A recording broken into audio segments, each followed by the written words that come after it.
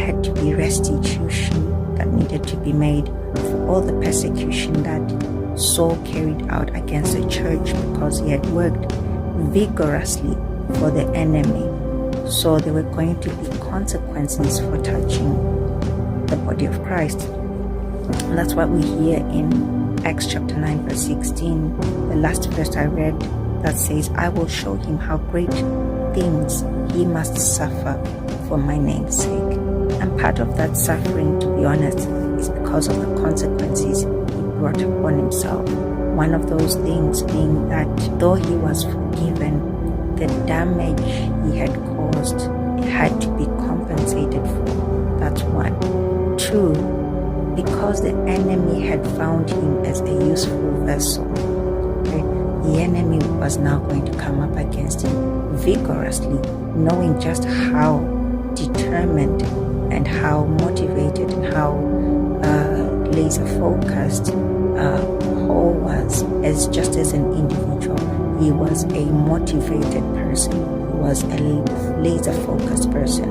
Any mission he was given to do, he was vigorous and he was focused on it. And we see that he carries that out throughout even his entire assignment, his entire mission. He's laser focused on what God has given him. So because of that, the enemy was going to come after him. And we see that a lot in his life story, that there were a lot of things that he went through during his lifetime. Third thing is those superiors of the Pharisees and the Sadducees, the leaders, were also going to come after him, because he also was a useful vessel to them.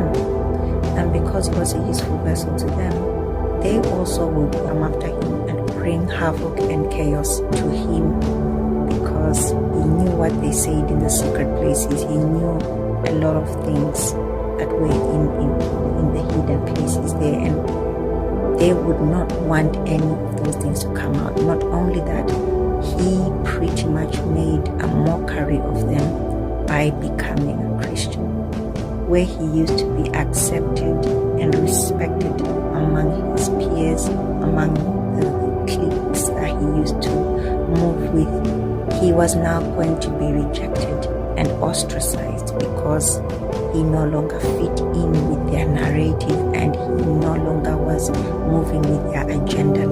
By his life story and his life testimony, he was revealing to the people that the Pharisees and Sadducees and their way of life was actually false.